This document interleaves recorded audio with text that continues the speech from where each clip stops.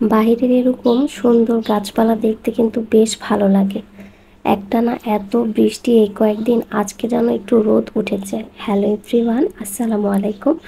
রোদ উঠতে যেও মনে হয় যেন রোদ উঠতে পারতেছে না। তো এখানে আমার গোলাপ গাছে সুন্দর দুটো ছোট ছোট ফুল ফুটেছে, যেগুলো আস্তে আস্তে বড় হবে। তো এখানে নয়নতারা গাছটাই দেখতেছিলাম, পাতাগুলো শুকিয়ে একদম পড়ে যাচ্ছিল। তো সেগুলো একটু ক্লিন করে দিলাম।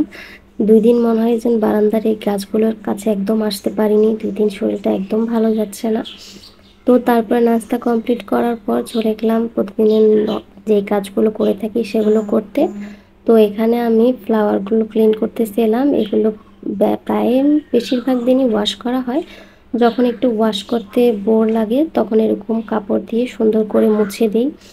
তো এখানে আমি ফার্নিচারগুলো মুছতেছিলাম। দেখা যায় যে সোফার কোনা-টোনা একদম ধুল পড়ে যায়।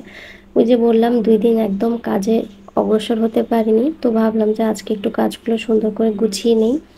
তো যতবারই এই সোফার বালিশগুলো ঠিক করে দেওয়া হয় ততবারই কেউ না কেউ এসে বসে সেটা আবার নষ্ট করে দেয়। এটা আসলে সব বাসাতেই হয়। তো যাই হোক, পরে চলে গেলাম রান্নার কাজে আম্মুকে একটু হেল্প করতে। আম্মু বলতেছিল যে পেঁয়াজ ঘষা লাগবে।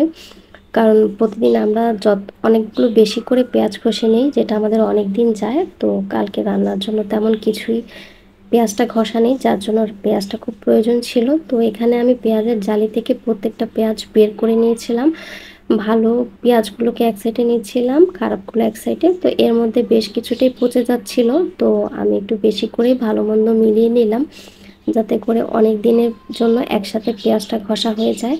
তো এটা এখন আমি মেশিনটা দিয়ে পেঁয়াজটা ঘষে নেব। আমরা অলওয়েজ এভাবেই রান্নার জন্য পেঁয়াজটা ঘষে নিই।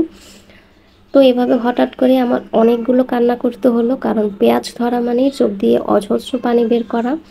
আমরা চাইলে এটা পেঁয়াজ ব্লেন্ডারও করা যায়, কিন্তু আমরা ব্লেন্ডার ইউজ করি না পেঁয়াজের ক্ষেত্রে, কারণ একদম নরম হয়ে যায়, যেটা আম্মু রান্নায় দিতে চায় না। আম্মুর কাছে ওটা ভালো লাগে না। তো এইভাবে প্রত্যেকটা এতগুলো পেঁয়াজ আমি ঘষার পর অনেকটা লবণ দিয়ে ভালোভাবে মেখে নিয়েছিলাম, যাতে নষ্ট না হয়। তো কিছুটা এরকম বক্সে ভরে নর্মাল ফ্রিজে রাখা হবে, আর কিছুটা ডিপে। তো এই তো দুপুরে গোসল টোসল করে এখানে নামাজ পড়তে বসলাম। নামাজের মাসলায় বসলে যেন সব কিছুই শান্তি লাগে।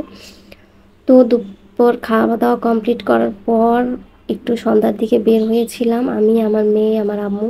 তো এখানে বাইরে একটু রিক্সা দাঁড় করিয়েছিল আম্মু, তো এইভাবে বাইরের ভিউটা একটু দেখতেছিলাম। তো আজকের ভিডিওটি এই পর্যন্ত। আশা করি আপনাদের ভালো লেগেছে।